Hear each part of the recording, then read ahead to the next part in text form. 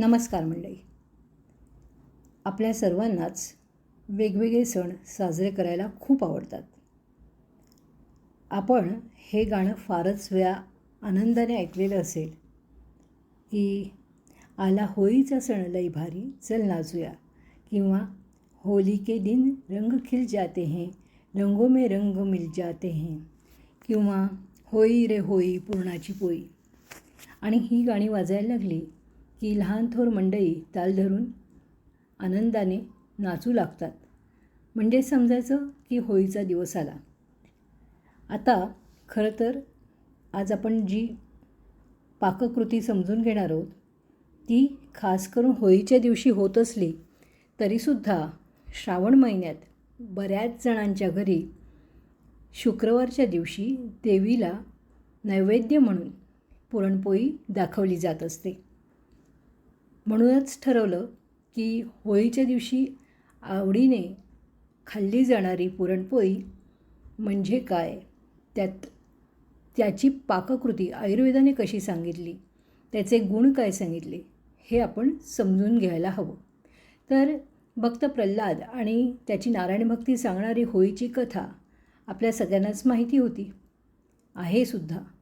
वसंत ऋतूच्या प्रारंभी येणारा हा सण रंगांची उधळण करीत येताना भेदभाव विसरून एकमेकांशी सलोख्याने वागण्याचा संदेश घेऊन येतो. परंतु ही गोष्ट फक्त होळी या सणापुरतीच न राहता आपल्या बहुतेक सर्वच सणांच्या मागची हीच भावना असल्याचे सातत्याने आपल्या लक्षात येते. तर मंडळी, खास करून वसंत ऋतूच्या सुमारास येणाऱ्या या सणासाठी म्हणून नैवेद्य जेव्हा पुरणपोळी असते, किंवा श्रावणातल्या शुक्रवारी जेव्हा पुरण नैवेद्य म्हणून ठेवलं जात असतं, त्यावेळेला त्याच्या मागचे विचार आपण समजून घेऊ. सगळ्यात पहिले पुरणपोळीचं आयुर्वेदातलं नाव सांगते.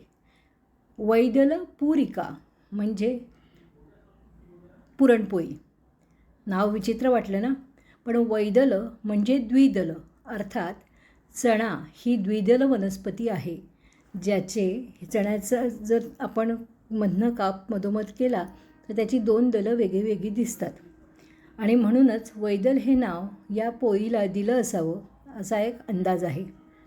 तर आता वैदलपुरिका म्हणजेच पुरणपोळी खाल्ल्याने काय काय फायदा होतो, तर मुळात चण्याची डाळ जी यामध्ये पुरण करताना बनवली जाते किंवा वापरली जाते ती असते हायग्रोस्कोपिक म्हणजे जलतत्व शोषून घेणारी. आणि म्हणूनच आपण जर मुठभर चणे खाऊन त्यानंतर अर्धा तास पाणी प्यायलं नाही तर सर्दी कमी व्हायला नक्की मदत होते. आणि शिवाय उकडलेले चणे पित्त आणि कफनाशक असतात. मुख्य म्हणजे हल्लीच्या जमान्यामध्ये जिम ट्रेनर्स तुम्हाला चणे खाण्याबद्दल वारंवार आग्रहाने सांगतानाही दिसतात. गूळ अग्निवर्धक असल्याने पाचक, वातपित्ताचा नाश करणारं आणि रक्तदुष्टी नाशक आहे.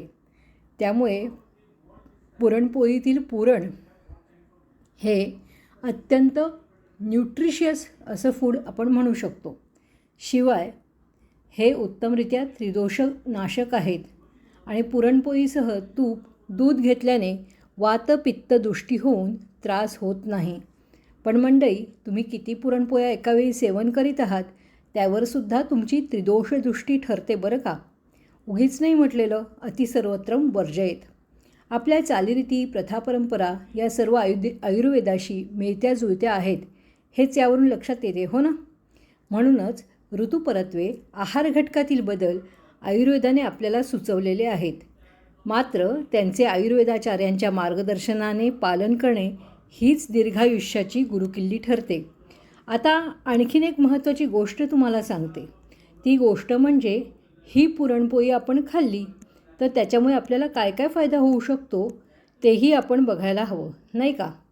तर सगळ्यात महत्त्वाची गोष्ट, जेव्हा ती पुरणपोळी गूळ घालून केली जाते तेव्हा ती मधुर, बलकारक, चक्कर, वात याचा नाश करणारी, शुक्र धातूचं वृद्धी करणारी, बृहण करणारी, श्वास या व्याधीमध्ये फायदा देणारी आणि हृदरोगाचा नाश करणारी अशी सांगितलेली आहे. तर मीठ घालून केलेली पुरणपोळी ही पचायला हलकी, कफवातनाशक असते. आपल्यापैकी काही जण हल्ली साखर घालूनही पुरणपोळी करतात, परंतु आयुर्वेदात कुठेही साखर घालून पुरणपोळी केलेली पाककृती मी तरी अजून पाहिलेली नाही. त्यामुळे आपल्या ज्या काही परंपरागत रेसिपी आहेत त्या जशाच्या तशा पाळल्या आणि तशाच जर अवलंबल्या तर नक्की फायदा होताना दिसतो. परंतु आणखीन एक महत्त्वाचा मुद्दा, जेव्हा श्रावण महिन्यामध्ये आपण पुरण करतो तेव्हा मात्र त्या पुरणाची मात्रा ही अल्प असावी, अन्यथा वाताचा त्रास होण्याची शक्यता मुंबईकडच्या लोकांना अधिक प्रमाणात जाणवू शकते, कारण त्या बाजूला अधिक पाऊस पडत असतो. त्यामुळे वातावरणामध्ये वाताचं प्रमाण अधिक असतं. तूर्तास इथेच थांबूया आणि आपण सगळेच प्रत्येक पदार्थ खाताना त्याचे गुण समजून